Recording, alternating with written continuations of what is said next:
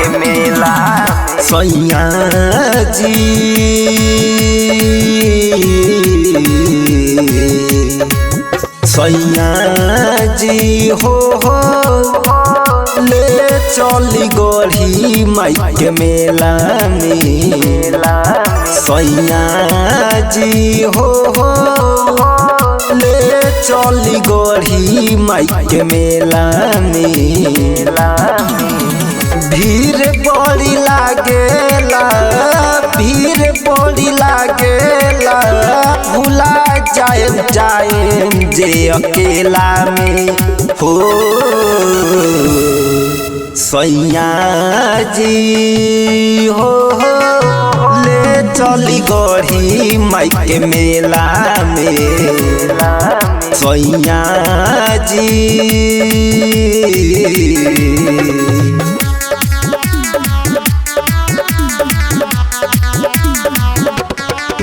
सैया जी हो ले चली गढ़ी माई के मेला 5 साल लागेला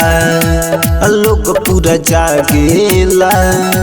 जथी जथी चाही केहू के गढ़ी माई से मांगेला 5 साल लागेला लोग पूरा जागेला जथी जथी चाही केहू के गढ़ी माई से मांगेला रउआ तो यारी होखी कोइले हम झार झूर माई त बसल बाड़ी जाके बरियारपुर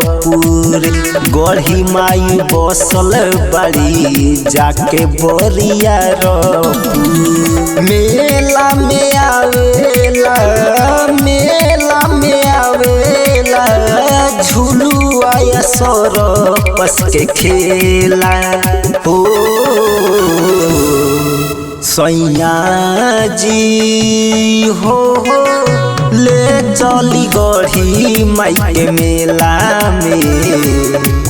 सैया जी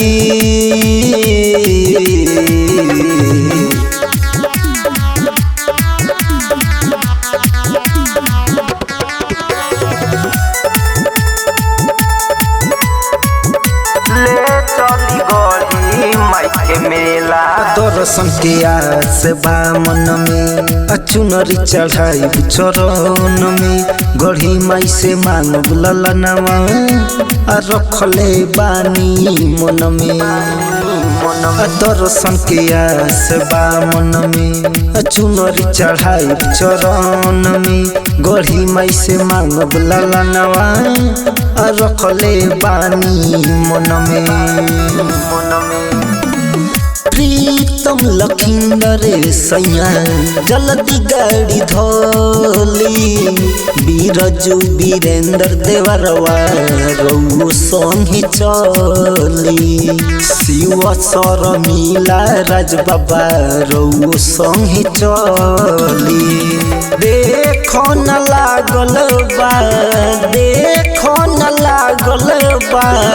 केतना हलो के झमेला हो सैया जी हो ले चली गढ़ी माई के मेला में सैया जी